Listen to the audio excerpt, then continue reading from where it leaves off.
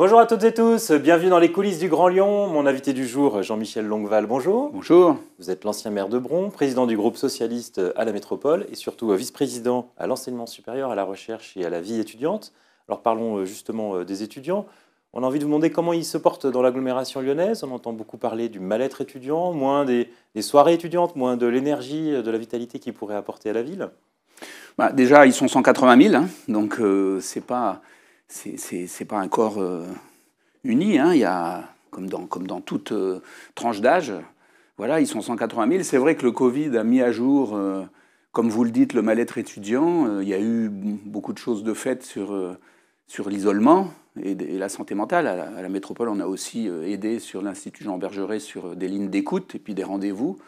Globalement, aujourd'hui, on sort du Covid. Il faut retrouver justement, à mon avis, ce que vous dites qui est très juste, qui est la culture, le sport, la fête.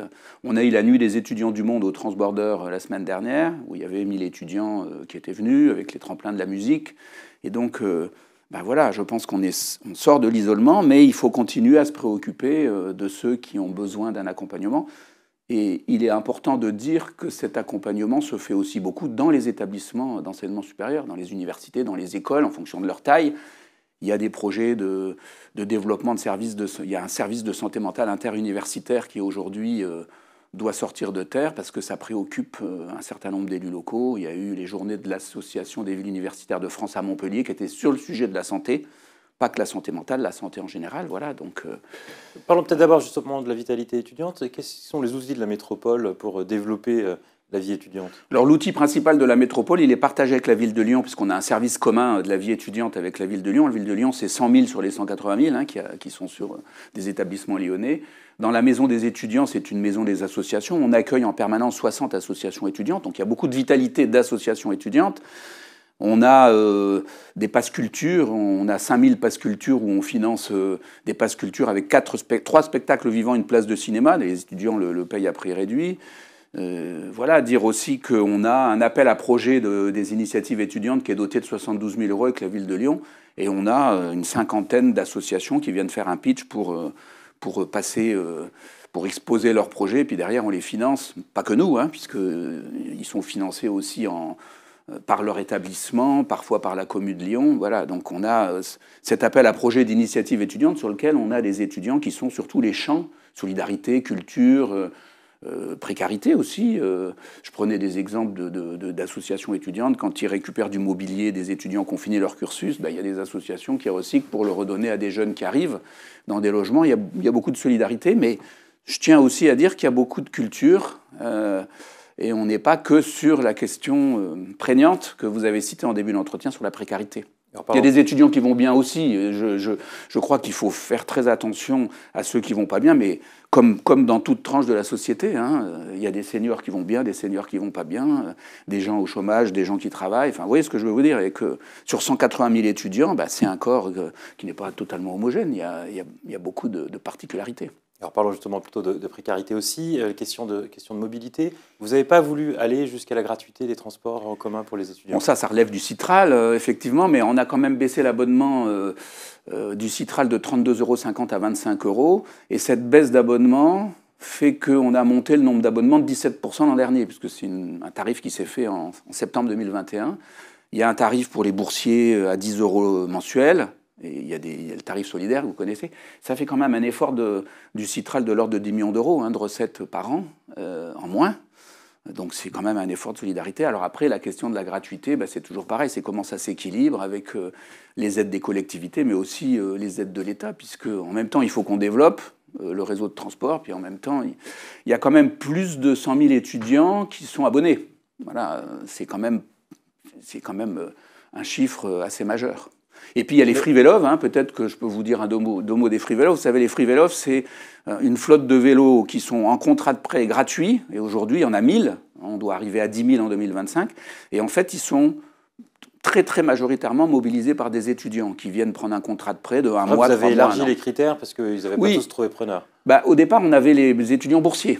Donc en fait, on a élargi à tous les étudiants. Parce que les étudiants boursiers, effectivement, c'est une part conséquente. Ça ne suffisait pas à prendre les 1000. Disons qu'après, faut voir comment l'initiative rencontre le besoin. Je pense qu'il y a aussi pas mal d'étudiants qui utilisent Vélove. parce qu'ils le déposent, ils en reprennent un, ils le redéposent. Le prêt de vélo par convention, c'est eux qui sont aussi responsables de l'entreposer la nuit. Voilà, c'est un autre mode, mais bon, c'est gratuit. Un des vrais sujets dans les budgets étudiants, c'est la question du logement. Il y a toujours un vrai manque avec des chambres étudiantes qui sont quand même à des tarifs prohibitifs. Là-dessus, il n'y a pas de réglementation des tarifs des chambres étudiantes privées. Qu'est-ce que vous pouvez faire à la métropole? Alors, effectivement, dans les projets de partenariat public-privé, je citais par exemple le projet de 660 logements étudiants sur Porte des Alpes, sur Bron-Saint-Priest, sur lequel on a une partie Crous, une partie privée, sur lequel on est sur un partenariat public-privé, où il y a quand même, dans les cahiers des charges, un encadrement des produits de logement, donc des tarifs. Sur ces nouveaux logements qui Voilà. arriveront à Bron. Vous avez aussi, par l'intermédiaire de l'Association des villes universitaires de France, la VUV, dont je suis vice-président, un label des résidences privées qui se crée, avec la Fédération des promoteurs et autres, qui vise petit à petit à faire en sorte que le logement étudiant soit aussi encadré d'une certaine façon, comme les mesures d'encadrement des loyers, mais ça c'est un autre débat. Donc effectivement, on n'a pas les mains complètement libres, mais on essaye d'agir quand même. Voilà. Je rappelle aussi que la métropole est une des rares, voire peut-être la seule de France, qui finance la construction de logements étudiants via le contrat de plan État-région. On a une aide de 8 000 € par lit, ou la région ou la métropole. Je veux dire, on a quand même mis, souvenez-vous de ce chiffre, 14,5 millions d'euros sur 2015-2020, 14,5 millions d'euros sur le logement étudiant public. Donc ça veut dire que c'est pas une petite somme. Évidemment, on peut toujours plus faire et mieux faire. Vous avez cité le contrat de plan État-région, justement. On a vu qu'il y avait un blocage entre Bruno Bernard et Laurent Wauquiez sur ce sujet-là.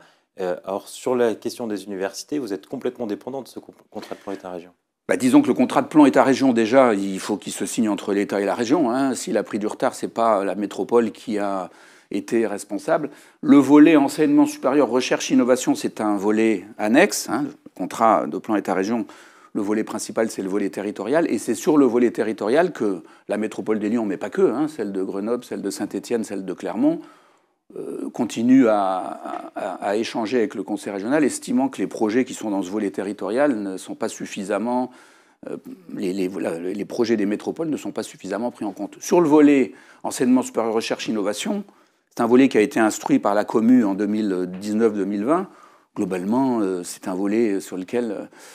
mais qui est bloqué en attendant que ça se débloque. Il va se débloquer par le contrat de plan État-région quand la région va délibérer fin octobre. Nous, derrière, on va probablement assez vite débloquer ce volet ESRI, parce que l'enseignement supérieur, la recherche, l'innovation, mais surtout l'enseignement supérieur, au sens de ces 180 000 étudiants, ne souffre pas de continuer à prendre du retard, puisque c'est des contrats de plan qui sont sur des nouveaux locaux d'enseignement, sur de la rénovation thermique, sur des équipements de recherche.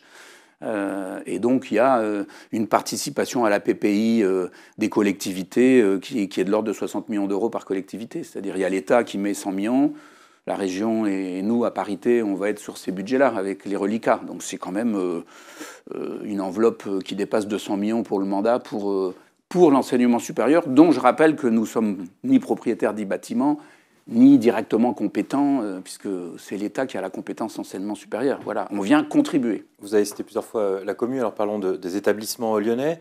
Vous avez hérité d'une université en crise qui avait échoué dans le programme IDEX, qui devait être le programme d'excellence qui permettait aux universités lyonnaises de se rapprocher.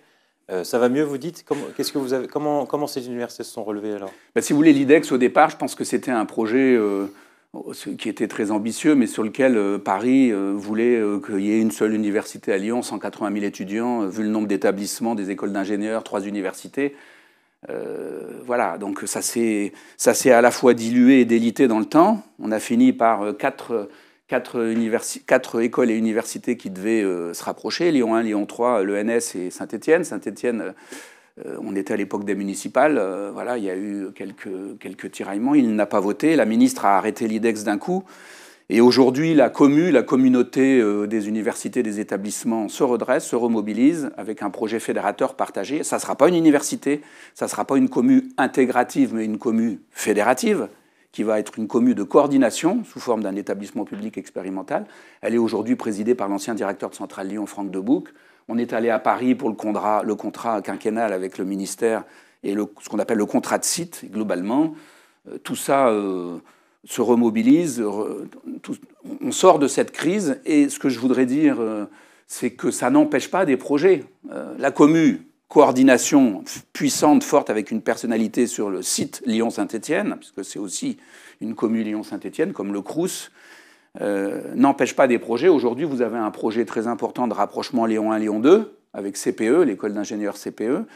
Bon, ça, c'est un projet qui aujourd'hui se travaille au sein de cette école et de ces deux universités.